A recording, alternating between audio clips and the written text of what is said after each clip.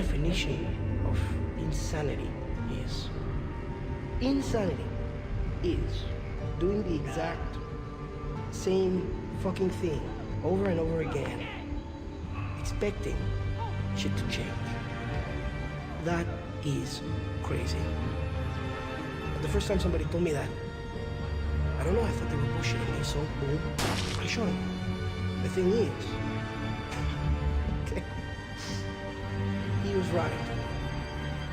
And then I started seeing it everywhere I looked, all these fucking pricks. Everywhere I looked, doing the exact same fucking thing. Over and over and over and over and over again. Thinking, this time is gonna be different.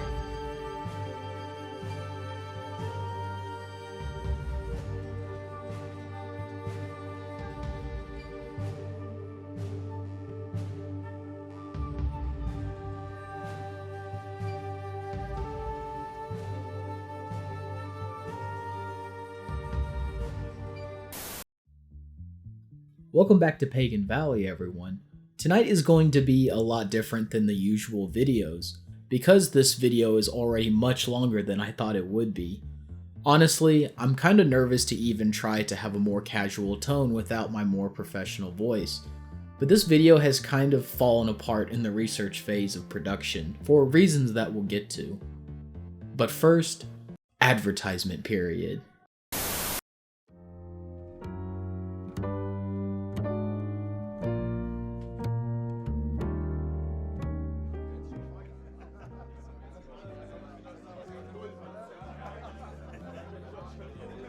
Don't worry guys, it's all on me tonight. Will that be cash or card, detective? Card. Why, I've never seen a wallet like that before. What the hell kind of fancy shit is that, Schultz? This just got delivered last week. It's an Ekster Wallet. Check this out, lads. What? Here you go, Maggie. Did you just press a button? Yep, Ekster Wallets have this mechanism that, with a push of a button, all my cards are presented to me.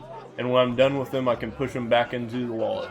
And that's not all. Ekster Wallets come with RFID protection, so my cards stay safe from thieves and hackers when I'm out on a case. That ain't nothing special. See, my wallet has one of those. Shit! Where's my wallet? Well, if you had an Ekster, you could find your wallet anywhere in the world with the tracker card that connects to your phone. Well shit, whoever invented that is rolling in the money. It's a luxury brand from Europe, and they sell more than just wallets. I'm actually buying my wife a fancy leather laptop sleeve for Mother's Day that she's been wanting. Isn't that expensive? Not when I bought it during the Mother's Day sale, now until May 9th. All I had to do is click the link provided by Pagan Valley on YouTube. Pretty neat channel, and I like that it's a local creator too. Pagan Valley? My son watches that channel. He said that's the new owner of the Valley Theater running it. I thought it was pretty cool. What's the matter, Jacobs? You look like you've seen a ghost. No, it's nothing really. Schultz, isn't that the same brand of wallet that was found upriver from Austin Davis's body? Yeah, Officer Babe met with me about a month ago and told me about the wallet in private. How do you know about it? You didn't hear what happened? I've been on a case all day. What did I miss? Babe made some slideshow about that YouTube channel and presented it to the DA, Sheriff Brown, and a bunch of deputies at the station this morning. Babe did what? Yeah, he was acting all strange, almost desperate it seemed like, but apparently the sheriff took offense and suspended Bae. Said he was creating conspiracy theories about the valley. Well, that's a damn shame. Hate to see an officer get obsessed with chasing nothing. Hopefully Bae has the wits to stay home and keep his head down until this all blows over. Now deal them out. I want to get in one last hand before heading home.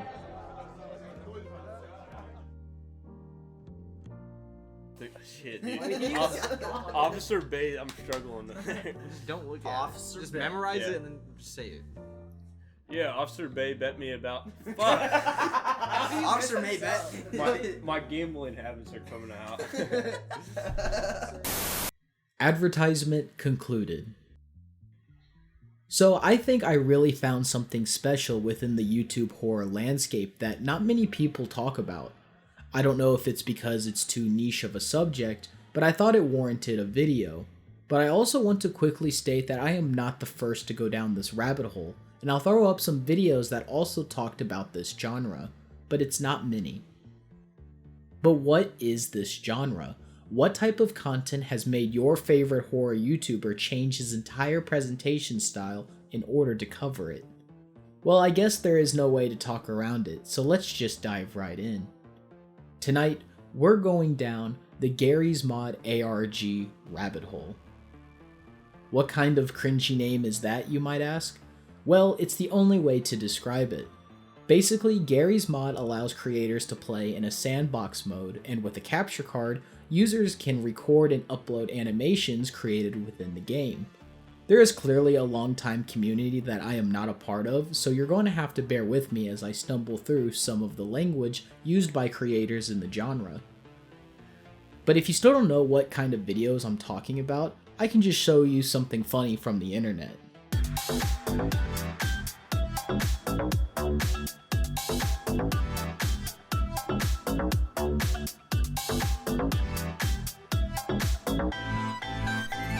That's all the explanation you need for the rest of this video.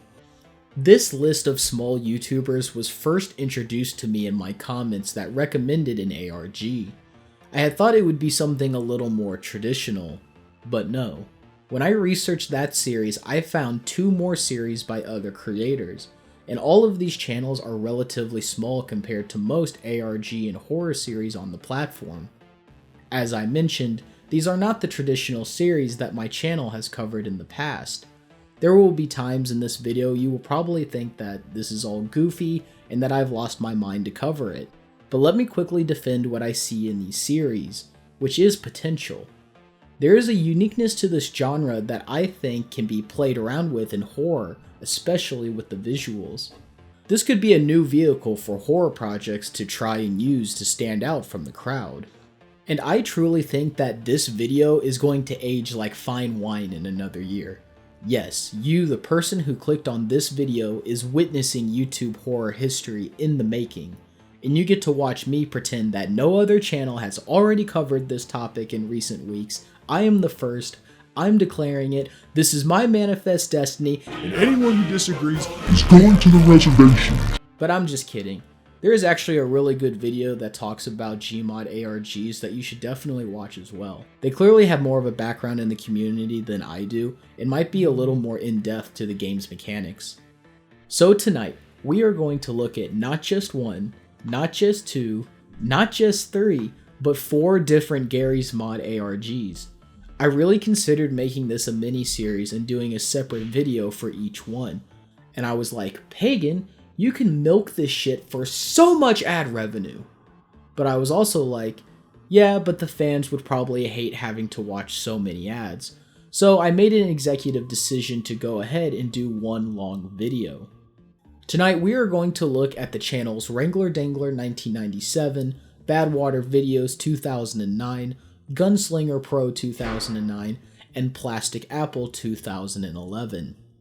There are other projects that fall under this Garry's Mod ARG title, but these seem to be the ones most talked about. And I won't lie, there is a learning curve to this genre.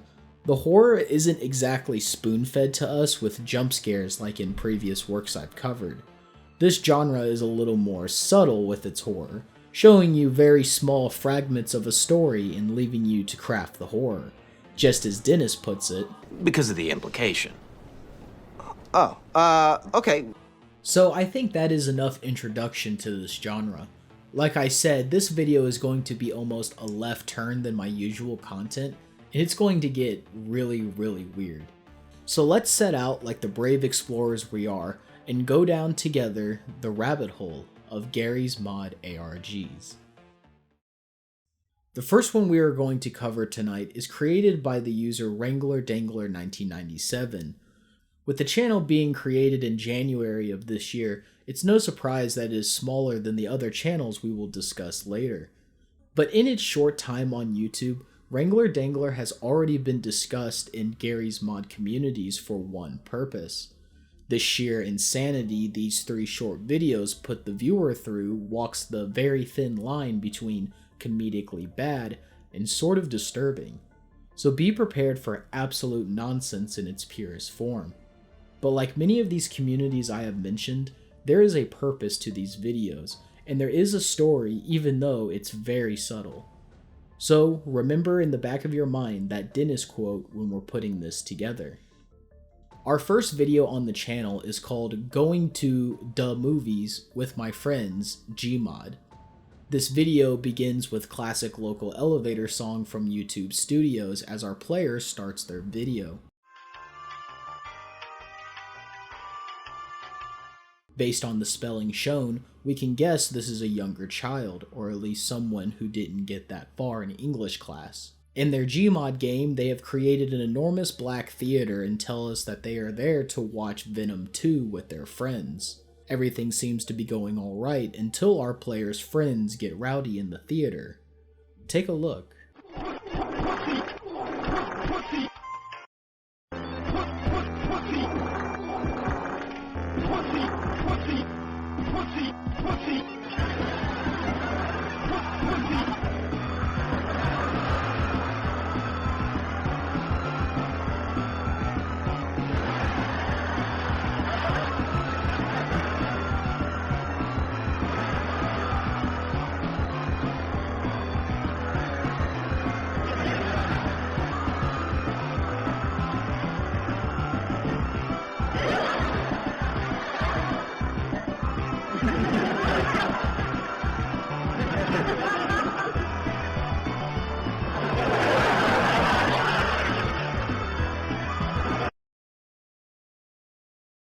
Yeah, see what I mean? This is going to get really weird. There's clearly something going on, and this isn't just some 8-year-old kid on an outdated PC. So let's try and put some pieces together. Our player clearly has some psychotic tendencies as they seem extremely eager to kill their friends in the theater. Even more creepily, when they finish their killing, they say that their friends are happy. Now, I don't think that these ragdoll models from the Valve library are meant to represent people in our world. What most of these series do is try to bring sentience to the ragdoll characters and show the horror of always being thrown around and made to act in stupid videos. Alive or not, our player clearly has violent outbursts to random things that bother them. But more interesting is that this rampage is immediately halted when the player leaves the theater, stopping when this shadowy creature in the distance sees him. Whatever this thing is, it has immediately either calmed or frightened our player until the end of the video. Remember, everything in the video was made by the player, but for them to react like this makes it seem like the shadow creature was not put there by our player, which would be fucking terrifying if it happened to me during a sandbox game. Our next video is titled Taco Bell and Garry Mod, GMod. Much like our last one, this will have some seriously fucky audio, so please brace your ears. But it begins with our player using a third-person point of view camera to film their character. A classic stick figure and lay troll face head before he gets into a vehicle. Again, we get text overlaid that looks like it was written by a child before our troll face character does in fact go to a Taco Bell. As shitty as any Taco Bell could look. Then the madness of the previous video begins to seep in again.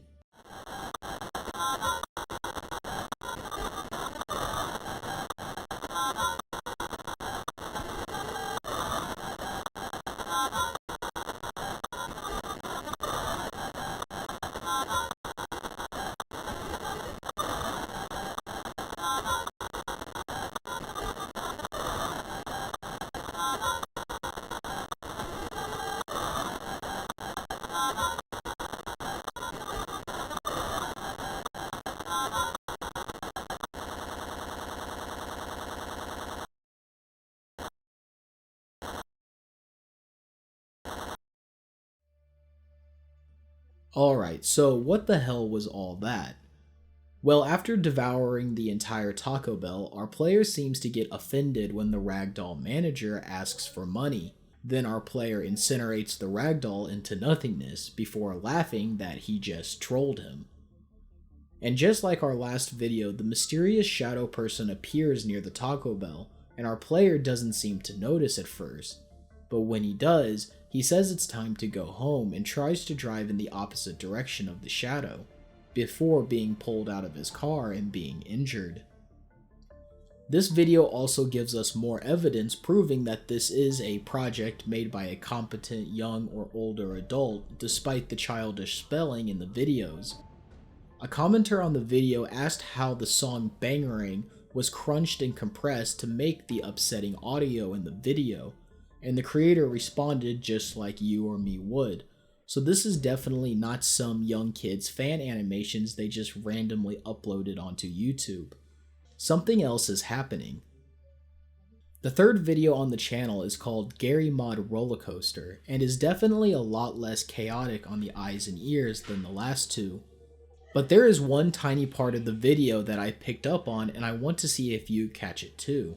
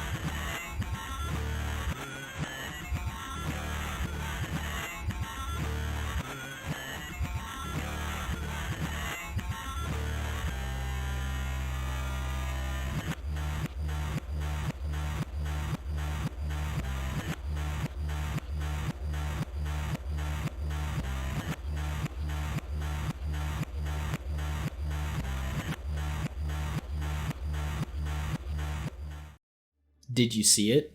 Well, our player definitely did. At about the 45-second mark, our player's head turns to the sidewalk beneath the roller coaster, and for a couple of seconds you can make out the shadow creature standing there watching him. Unfortunately, the shitty quality of the video makes it difficult to see what this creature is, but regardless, it has our player terrified.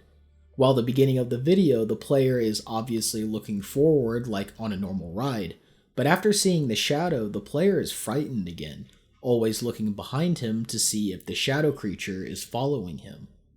And yeah, that's literally everything in this series, and I can already hear you typing in the comments, "Pagan, that's not an ARG, where is ciphers and fake social media accounts and hidden links in the closed captions?" And yeah, I hear you, and I will explain my thoughts. No, it's not an ARG in the popular understanding of the term. I'm justifying this based on the Wikipedia definition, and if I'm wrong then I'll just edit the page before uploading this video, but that is beside the point. This is still a very bare bones story using a form of media that spans multiple videos and in multiple contexts. And since it's still new, there's also the possibility that the viewer interaction is still to come. Regardless of whether it's an ARG, as a four-eyed cat would argue, it's definitely a work of unfiction. And it's my channel and I'll talk about whatever I want. Trust me, the ARG part of this will come into play in the rest of these series. This one was just so freaking weird and unsettling to me that I had to mention it. So here are my thoughts of what is happening in Wrangler Dangler 1997. Cue the dramatic music.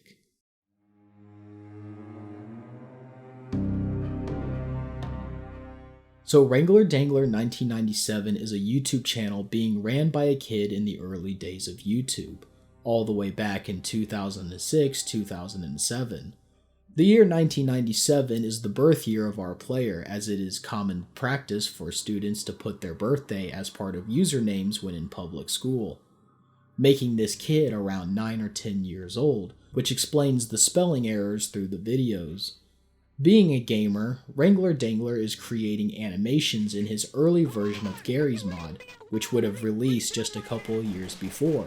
But Wrangler Dangler isn't just a regular kid. He has some issues of the anger kind, and uses Garry's mod as a way to let out his anger at friends or anyone who annoys him. And we'll just ignore the 2013 Trollface image and the 2021 Venom 2 film because they don't fit into my objective theory. But while playing this game in his free time, Wrangler Dangler is being stalked by something he has not put into his game. This frightens him and he tries to run away in his first video. However, the shadow creature catches him in the second video, torturing the player's avatar and the player through the screen for his crimes against the ragdolls he loves to kill in the game. and now he's doomed to repeat this cycle video after video, glued to his dad's work PC in the living room, unable to cry for help, unable to escape, unable to die. Honestly, I don't know what's going on in this one. It has only been around for a couple of months, maybe an elaborate art project, maybe shitposting. Who knows? The sky's the limit. But it's probably shitposting if we're being honest. The next series we are going to talk about is definitely closer to what you imagined this video to cover, but it still isn't the most elaborate series we will cover tonight. This is the channel Badwater Videos 2009. Starting their channel in May of 2021, Badwater has been around for almost a year and has built a much more popular reputation on the platform, with a cushy sub count of 62,000 and 16 videos in their catalog. Most of these videos are extremely short, being under less than 1 minute long, and as you'll see, is a lot more interactive for us the viewers. The first video in the catalog is called Team Fortress 2 Sawmill Gameplay. And like it says, yes, the series will be using the Valve characters from Team Fortress 2 to tell the story, so this is going to be a lot easier to give characters names and follow along than whatever this was. Starting out, we are taking the point of view of a ragdoll in Garry's mod, even equipped with a HUD from the Team Fortress 2 game. Our scout is roaming around the sawmill map before spotting something unusual. Take a look.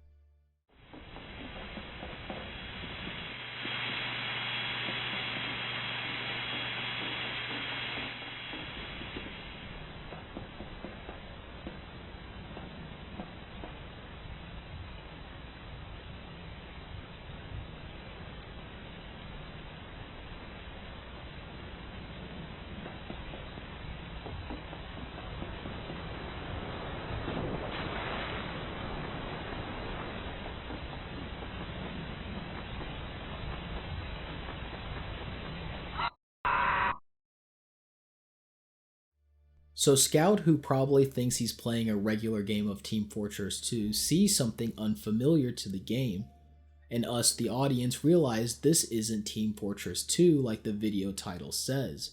It's Garry's mod, and Scout has just discovered the creator setting up a scene for a later animation. Though creepy on its own, it gets even more disturbing when you realize that if that's the creator down there, then we aren't looking through a human's eyes controlling Scout. This is a sentient ragdoll model that can control itself as if it was alive. Naturally, Scout tries to flee, but it seems that our creator catches him. When Scout is caught, the TF2 game HUD changes while Scout is being dragged, proving to us this is a Garry's mod ragdoll, as the normal Scout image transforms into the Garry's mod preset before our video cuts to black. But we don't have to wonder about the fate of Scout for long, as our next video reveals what Scout saw, called the Broken TV.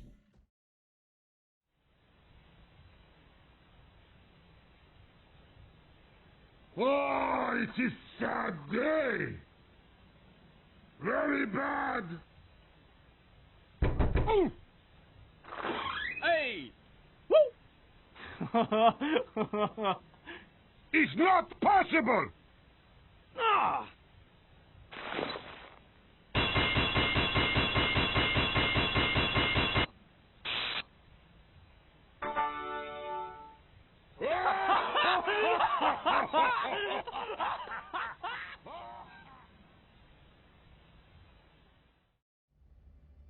Okay, so a lot is starting to happen in Badwater's videos. First, we have seen the fate of Scout, as we are taking the point of view of a third-person viewer outside of the events happening in the video. This is what the creator in the first video was putting together before Scout saw them. After being caught, Scout is turned into a full ragdoll animated by the creator. Also, when Scout fixes the TV, it does turn on, but whatever is shown to our ragdoll characters is immediately censored by the creator before this video was uploaded. What was on that TV that the creator didn't want Heavy or Scout to see? There are some theories in the video's comments, but honestly, it's scarier to me if it's left up to the imagination. Near the end of the video, as the camera pans out, we see Scout's right hand begin to move, perhaps hinting there is still some life in the ragdoll trying to escape, which will be clear in the next video. And there are closed captions for this video, but it's difficult to understand them. First off, they're originally written in Spanish, and the auto-generate will only preset them in that set language. But there isn't that much, so I think we'll be fine. Really, the only thing mentioned is Christmas, and it appears when Heavy says, "very bad." It's not much, but it could be something in the future. The next video in the series has a coded title and a date, August 15th, 2009. And along with a date, we get a code next to it, 18173664. What does it mean, you're probably wondering? Well, my chimp brain immediately started punching it into so many different ciphers trying to break it. And you know what? I found nothing. Until my IQ began to rise back to normal, and I realized I hadn't even considered the .avi file name in the title. This whole title is the name of the creator's movie when it was exported from whatever recorder. It's a timestamp that is added to the name of the file after exporting, which makes sense after realizing the first part was a date. Going off military time, the timestamp means this video was exported at 6:17 p.m. on August 18th, 2009. And the only reason I'm telling you all this is because I spent easily 20 minutes trying cipher after cipher. I swear, doing these analysis videos are making me go insane. Anyway, this video isn't long, so we'll just run it like normal.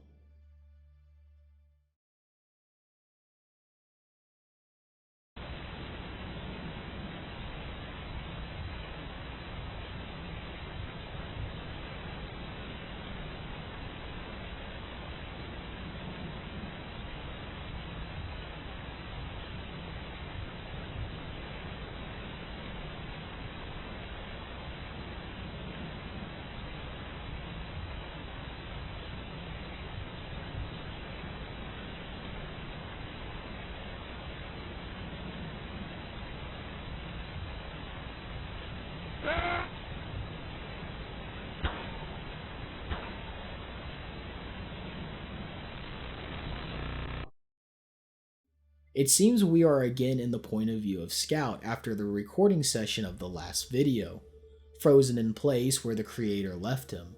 We saw at the end of the last video Scout's hand move slightly, and that's how this video starts, but him acting alive concerns the Heavy ragdoll, who is also alive. Heavy is clearly warning Scout to not move around and act alive by shaking his head. But by doing so, our creator immediately deletes him from existence. The creator is cleaning up after the recording session, and we see what Scout sees after the creator deletes him as well. Our next video is called Melon Man to the Rescue, and the series shifts from being super depressing to a little more lighthearted. We follow a red engineer hiding as a group of dancing blue characters close in on him. Then we are introduced to one of the more popular characters to come from the channel, the iconic Melon Man character, who apparently throws exploding watermelons. I don't know, just stay with me here. The important part is the last couple of seconds in this video, where we see the creator run past the ragdolls. Being another animation, it seems the creator accidentally recorded himself running by even after the animation stopped. The next video is called Melon Man vs. the Teethaneer, and if you're wondering what the hell a Teethaneer is, check this out because it is so freaking cool and creepy. Job well done.